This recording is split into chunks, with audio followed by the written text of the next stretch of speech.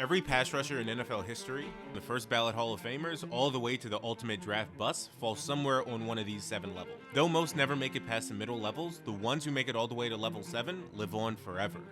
But to start, we'll have to go with level 1. For level 1, we're focusing on high draft picks who completely failed to live up to expectations. These are guys teams invested serious capital in, thinking they found their franchise pass rusher.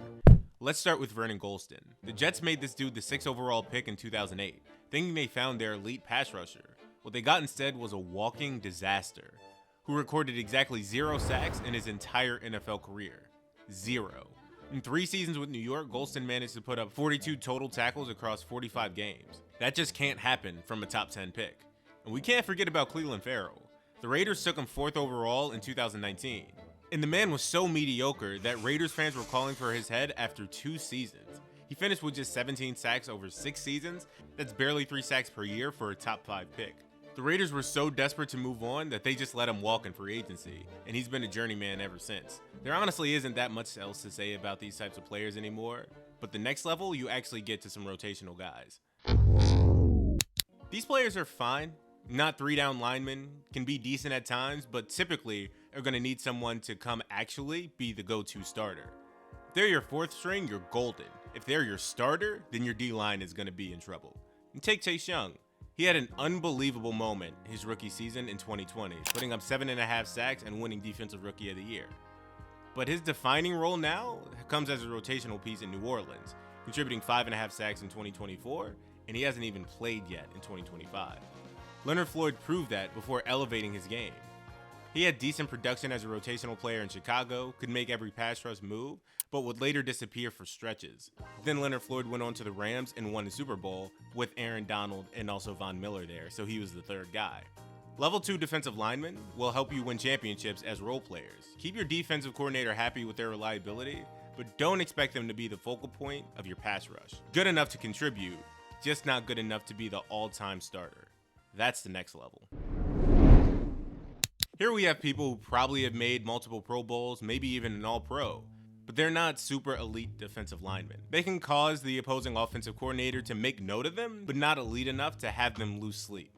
Javon Curse had his legendary rookie season in 1999, recording 14.5 sacks and winning Defensive Rookie of the Year. He was absolutely dominant that rookie season, and then after that, he could never quite live up to that high that he had set for himself. You have guys like Brian Burns here, very good in Carolina, and who's now on the Giants, and is still a very good player. But he's always been more name than great player, getting over double-digit sacks just once. George Karlaftis and Nick Bonito are guys here too. Very dependable starters, just not necessarily elite. Even still, these guys can provide enough pass rush to make your defense viable. But don't expect them to do too much or break any all-time sack records anytime soon. That's for the elite starters. We all know who they are. What separates them from normal starters is that these guys have the ability to be the focal point of a defense, demand double teams from offensive coordinators, and actually lead their team to championship games. Max Crosby is a perfect example of this level ceiling. When he's on, he's absolutely dominant. That 2023 season with 14.5 sacks and making an All-Pro second team made him look like a future superstar. Justin Tuck might be one of the most clutch performers at this level from the early 2000s. 2 Super Bowl rings, multiple Pro Bowls, and he did it with all elite production. A guy like Trey Hendrickson, who had back-to-back 17.5 sack seasons, is here. Jared Verse, along with Aiden Hutchinson and Robert Mathis as well. These guys are really, really good. They can take over games, they command respect from offensive coordinators, and they're the type of players you build the defense around. Just not quite the upper-tier pass rushers like the next group. Everyone on this level is a potential Hall of Famer. Level 5 has elite pass rush moves, clutch gene for days, and can make plays that 90% of defensive linemen in the league simply can't make.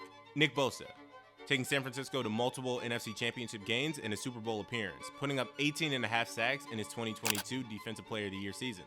Micah Parsons, single-handedly dragging Dallas out of defensive mediocrity, putting up 13.5 sacks as a rookie and making first-team All-Pro, first-team All-Pro, and then second-team All-Pro in his first 3 seasons. You have a guy like Terrell Suggs, who had 139 career sacks, is a legend in Baltimore, but didn't do just enough to become a first-ballot Hall of Famer. You may be wondering why a guy like Khalil Mack is on this level as well. He's got the accolades, he's got the Defensive Player of the Year, but I'm just not sure he's a first-ballot Hall of Fame lock. like the next crew. First ballot Hall of Famer. There's no wiggle room here.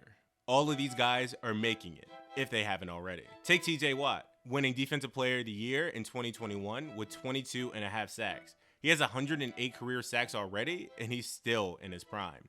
Myles Garrett, with the combination of size, speed, and pure pass rush we have never seen before. His 2023 Defensive Player of the Year season was absolutely ridiculous.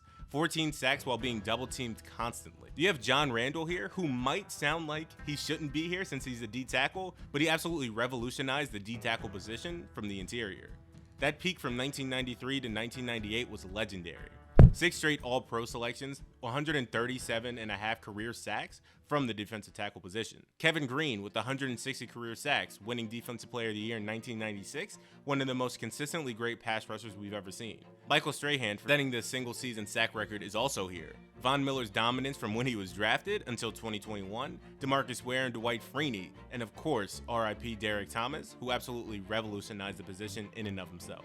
These guys are all all-time greats. I just don't believe they're the best to ever do it.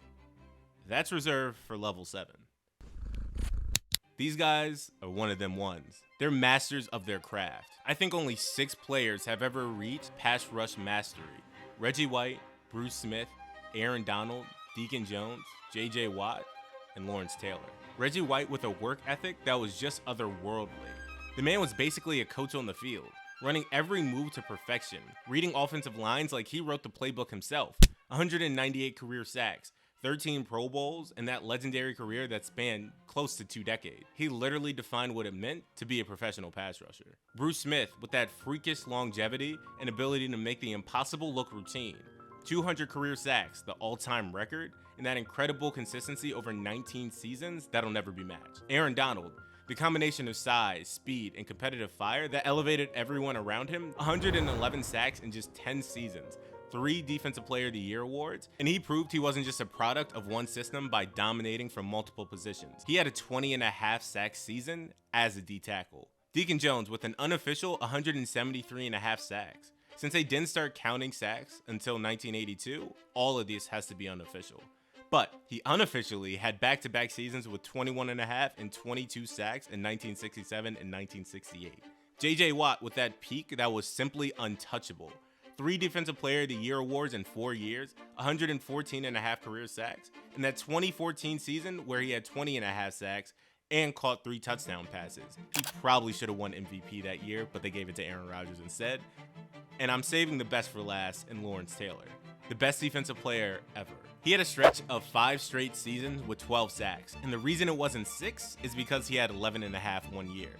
He had 20.5 sacks and won MVP in 1986. He was truly unstoppable. These 6 pass rushers will live in NFL immortality forever. They checked every single box. They could do everything you ever wanted, and they were the best at their position. And so there you have it, the 7 levels of NFL pass rushers. From the all-time busts who set your franchises back, to the absolute masters who redefined what the position could be. Every pass rusher you've ever watched, every name you ever heard fits somewhere on this spectrum. And as time goes on, the game evolves. But the all-time greats will always be great, no matter the era.